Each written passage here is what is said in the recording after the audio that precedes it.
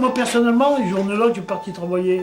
Enfin, j'en vais pas loin, j'en vais la rue de Brigade en monter, mettons, les 500 mètres, puis j'arrivais tout de suite au pied de l'enfant.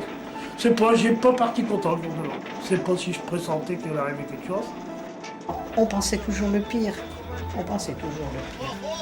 Et cette journée-là, j'y ai bien pensé profondément. Oui, très profondément, ça je m'en souviens. Si ça arrivait. Mais malheureusement, c'est arrivé. Moi, j'allais jamais du matin. Pour un coup que je viens du matin, c'est là que je me fais ajouter. Mais qui c'est qui aurait pensé qu'il y aurait eu la catastrophe? Personne. Moi, j'y pensais pas. Personne n'y pensait. Ouais, Jacques, dis-y que ça un petit peu.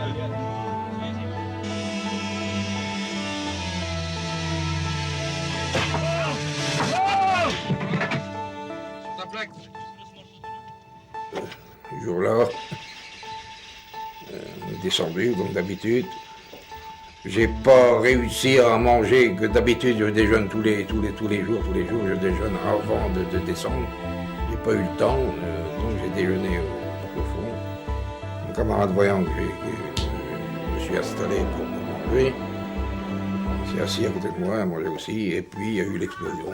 Et après, j'ai plus eu connaissance de rien du tout.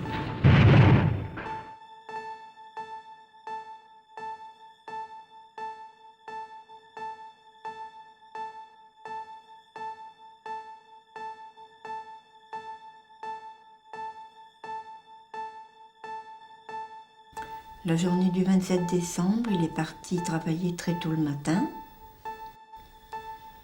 Et puis, après m'avoir occupé des enfants, fait un peu de ménage, je me suis intéressée un peu à la radio.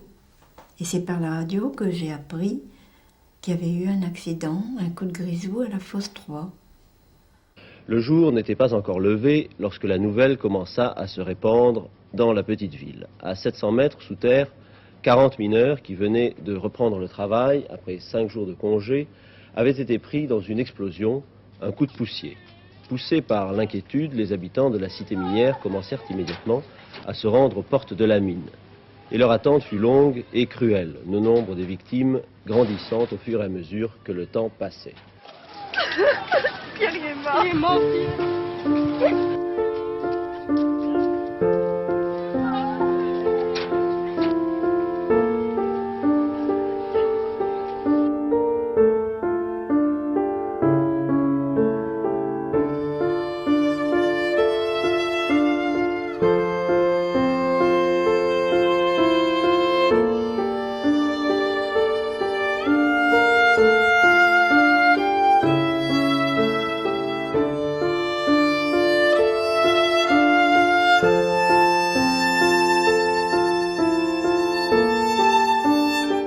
On s'est rassemblés avec les voisines, les amis, on en a discuté.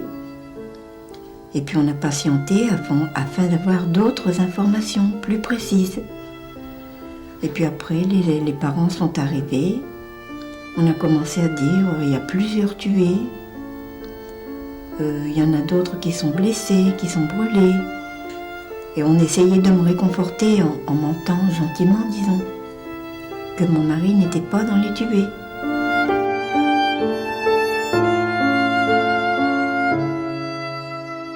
Techniquement, est-ce que vous pouvez nous expliquer comment était ce chantier de Sicillon? Absolument pas, c'était un chantier uniquement en préparation. Préparer une taille, il n'y avait pas d'exploitation dans ce chantier. Et je ne peux pas actuellement dire quelle est la cause de cette catastrophe. À votre avis, ça peut être dû à quoi cette explosion? nous. Et ça a ravagé un grand secteur? Oh ouais, un arbre montéon, si j'ai plus de encore d'autres au fond. Qui sont encore au fond et on ne peut pas les retirer? Ah si, après, si. Vous avez participé au secours? Ah ouais, j'ai sauvé 3 bonhommes. J'ai été sonné, j'ai sûrement tombé, je me suis évanoui peut-être plusieurs fois.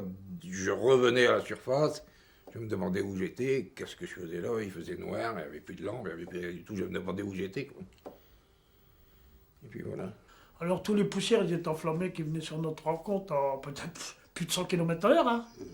Alors j'étais face à face avec lui. Moi j'ai vu arriver, tandis que lui, il était tourné son dos de l'autre côté. J'ai vu arriver, je qu'elle plaqué mes mains devant mes yeux, et lui il était brûlant son derrière et tout, hein, parce qu'il me tournait le dos. Mais alors, impossible de se sauver, hein, je vous jure. Hein. On vit avec des poussières enflammées, hein, et puis Puis on prenait feu. je criais après lui, il ne m'a jamais vu, et monsieur et lui, tellement qu'il criait après moi aussi, il ne l'a jamais vu. Et on est reparti comme ça, directement à l'accrochage. Ouais, on était à 2 mètres de la note, on ne se voyait pas tellement qu'il y avait des poussières aussi. On se tenait pour dire... Et puis on prenait feu, attention, on prenait feu sur nos affaires.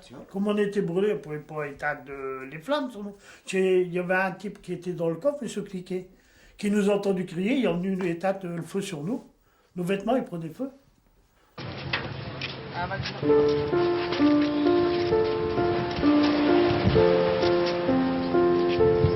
Attention, Coup d'arrière. Hein attention. Allez, monsieur, allez. Et Godard. Attention. Oh, je connais pas tout le monde. Attention, monsieur.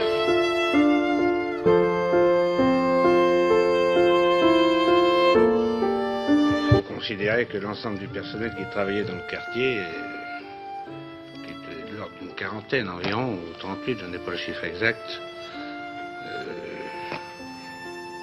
est victime de cet accident, de catastrophe.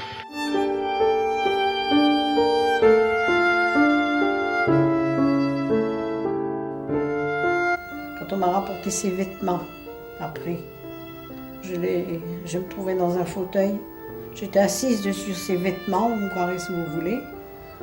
J'avais l'odeur de mon mari qui était là.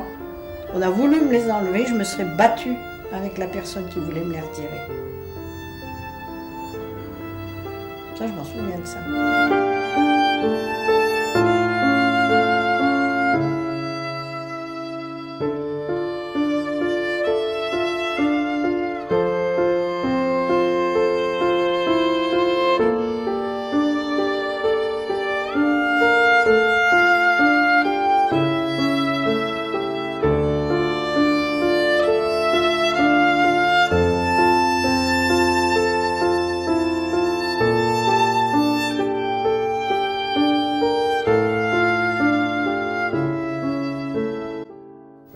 Quand ils sont partis, ils sont finis, cette histoire-là n'a pas rompu.